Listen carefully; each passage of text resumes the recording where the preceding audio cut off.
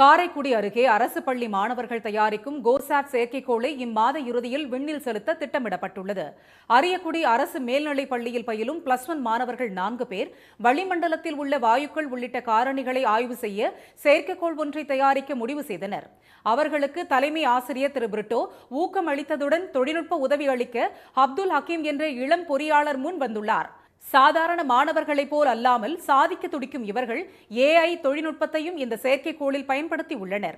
கோசாட் என்று பெயரிடப்பட்ட செயற்கைக்கோள் தயாரிக்கும் பணி 80% நிறைவடைந்துள்ளதாக மாணவர்கள் கூறினர். நாங்கள் விகோ சேட்டலைட் அப்படிங்கிற ஒரு சேட்டலைட் பண்ணுறோம்.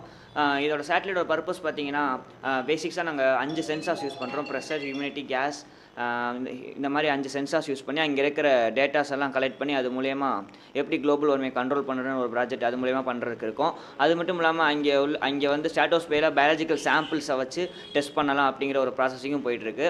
தொழில்நுட்ப உதவியை செய்வது மகிழ்ச்சி அளிப்பதாக கூறும் பயிற்சியாளர் திரு அப்துல் ஹக்கீம் மாணவர்கள் சாதிப்பார்கள் என்ற நம்பிக்கை உள்ளதாக தெரிவித்தார். இந்த செயற்கைக்கோள் 5 சென்சார் கருவிகளுடன் இம்மாத இறுதியில் விண்ணில் ஏவப்பட உள்ளது.